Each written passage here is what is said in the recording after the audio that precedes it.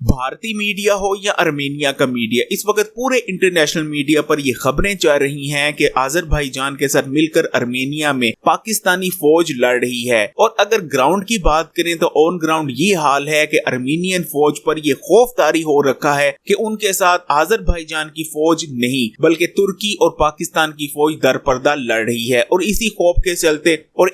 के चलते अर्मेनिया की फौज का ये हाल हो चुका है कि वो अपने टैंक्स छोड़कर भाग रही हैं। दुनिया में इस किस्म के वाकयात शायद कम ही देखने को मिलते हैं कि आप एक जदीद तरीन टैंक में बैठे हैं और सिर्फ दूसरी फौज के डर से आप टैंक से निकलते हैं और भाग जाते हैं अपना टैंक छोड़कर। और ये सब इसलिए हो रहा है कि अर्मेनिया की फौज पर इस वक्त खौफ तारी हो चुका है पाकिस्तानी फौज का। लेकिन असल सच्चाई ये है कि अर्मेनिया में आज़रबाईजान के साथ पाकिस्तानी फौज लड़ ही नहीं रही, बल्कि ये दुश्मन की फैलाई गई खबर थी, एक प्रोपोगंडा था। लेकिन असल खबर ये है कि अर्मेनिया की फौज इस बारे में बात कर रही है कि आज़रबाईजान की फौज जो इतनी अच्छी तरह से लड़ रही है और उसके सामने अर्मेनिया की फौज खड़ी नहीं हो पा रही, इसकी वजह ये है कि आज़रबाईजान की फौज को पाकिस्तानी फौज ने ट्रेनिंग दी थी। और ये पाकिस्तानी फौज की ट्रेनिंग का ही नतीजा है कि आज़रबाईजान की फौज इतनी महारत से लड़ पा रही है। अर्मेनिया के जनरल ऑफ रिकॉर्ड ये बातें कर रही हैं कि आज़रबाईजान की फौज तो बहुत मामूली सी फौज हुआ करती थी, ये तो हमारे सामने टिक नहीं पाती थी, लेकिन जब से 2016 में इन्होंने पाकिस्तानी आर्मी के साथ ट्रेनिंग की है, इनकी तो काया ही पलट गई है।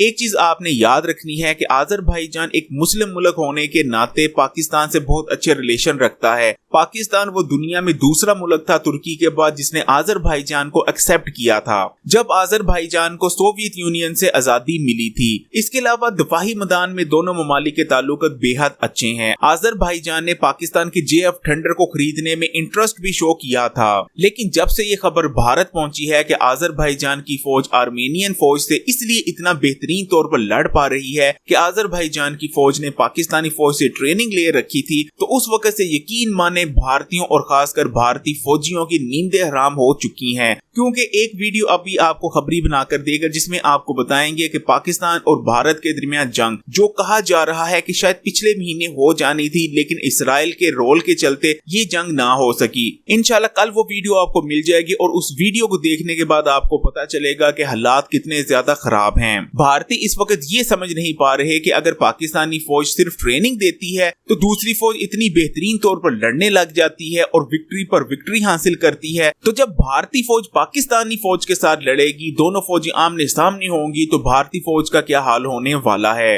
दूसरी जानिब अर्मेनिया जो 30 साल से आज़रबाईजान के नगोरा काराबाग के इलाके पर कब्जा करके बैठा था और इस इलाके को छोड़ने को तैयार नहीं था, अब हालात ये बन चुके हैं कि आज़रबाईजान विक्ट्री पर विक्ट्री ले रहा है और अर्मेनिया आज़रबाईजान से मिन्नत समाजत कर रहा है। बल्कि सिर्फ आज़रबाईजान से नहीं बल्कि यूरोप, फ्रांस और बरतानिया से भी ये गुजारिश की जा रही है अर्मेनिया की जानिब से कि इस मामले के बीच आए और दोनों ममालिक की जंग बंदी करवाई जाए। लेकिन आज़रबाईजान किसी मुल्क की सुनने को तैयार नहीं है। आज़रबाईजान जिस पर फ्रांस ने ये प्रेशर डाला था कि जंग बंदी की जाए, आज़रबाईजान ने ये क्लियर कर दिया है अमेरिका, यूरोप और फ्रांस पर भी कि उस वक्त तक जंग बंदी नहीं होगी। सवाल ही नहीं पैदा होता जब तक आज़रबाईजान अपने इलाके वापस नहीं ले लेता। भारत जिस एक और चीज से घबरा रहा है वो ये है कि आज़रबाईजान के मामले पर पाकिस्तान और तुर्की एक साथ मिलकर एक ग्रुप के तौर पर साथ दे रहे हैं आज़रबाईजान का। अब भारत को ये डर लगा हुआ है कि तुर्की कश्मीर के मामले पर भी पाकिस्तान का साथ दे रहा है। अब भारतीय इस चीज से भी खौफ खा रहे हैं कि कल ये ना हो कि आज़रबाईजान की विक्ट्री के बाद तुर्की और पाकिस्तान मिलकर कश्मीर में भी भारत के खिलाफ चढ़ाई कर दें, क्योंकि भारतीय भी इस वक्त तुर्की से उसी तरह नफरत कर रहे हैं जिस तरह हम पाकिस्तानी भारत से नफरत करते हैं। और उसकी वजह है कि तुर्की खुलकर ना सिर्फ मुसलमानों के हक में, मुसलमानों पर जो दुनिया भर में जुल्म हो रहा है उसके हक में बात करता है, बल्कि भारत जो कश्मीरियों के साथ जुल्म कर रहा है तुर्की उसके खिलाफ भी खुलकर बोलता है। इसलिए भारतीय तुर्की से सख्त नफरत करते हैं। भारतीय जिस चीज से सबसे ज्यादा खौफ खा रही हैं वो है खिलाफत उस्मानिया की बहाली की बात। अब भारत के मुख्तलिफ तर्जियाकार इस बारे में भी तर्जिया पेश करते नजर आते हैं कि अगर तैयब रजब उर्दगान खिलाफत उस्मानिया की बहाली में कामयाब हो जाते हैं तो पाकिस्तान जो कि इस्लामी दुनिया की सबसे बड़ी ताकत है और तुर्की यानी खिलाफत उस्मानिया मिलकर एक ज्वाइंट आर्मी बना सकते हैं, एक ज्वाइंट फोर्स बना सकते हैं जो न सिर्फ दुनिया भर में मुसलमानों का तहफ़्फ़ुज़ करेगी बल्कि कश्मीर को आजाद करवाने में भी रोल अदा करेगी। अगर आप भी तमाम चीजें जानने के बाद पाकिस्तानी आर्मी पर फख्र करते हैं तो कमेंट में पाकिस्तान आर्मी जिंदाबाद का नारा जरूर कमेंट कीजिएगा। अगर ये वीडियो अच्छी लगी लाइक और शेयर करें और खबरी को सब्सक्राइब करके बेल आइकॉन को लाजमी क्लिक कर दें।